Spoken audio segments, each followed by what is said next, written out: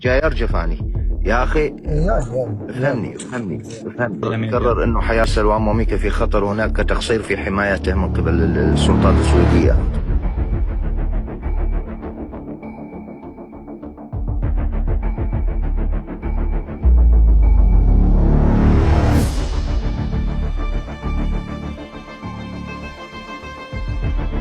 نحمل السويد مسؤولية أمن وسلامتنا اثنيناتنا، لأن هناك تهديدات حقيقية دولية. أنت ماكو شيء عليك، كلها سلوان موميكا وسلوان أخريكا، واليوم دوليا صارت رقبتنا مطلوبة دوليا.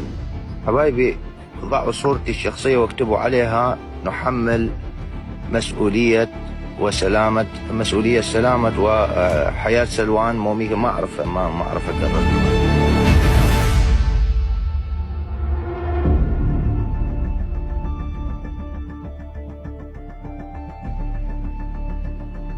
كبسوا وشاركوا، ضامنوا معي مثل ما وقفت هالوقفة الشجاعة. ضامنوا خلوا صورتي واكتبوا عليها نحمل السويد مسؤولية أمن وسلامة سلوان موميكا. اللي ما أشوفه واضع صورتي معناها ما وقف معي.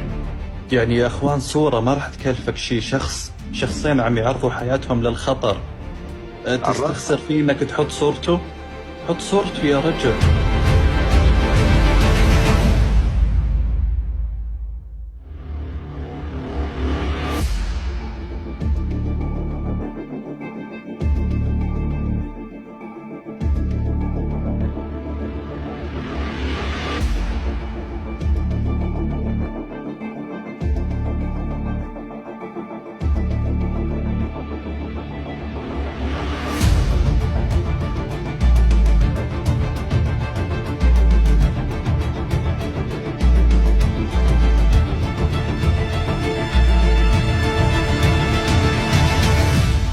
هذا الكتاب يشكل خطر على هذا البلد، لذلك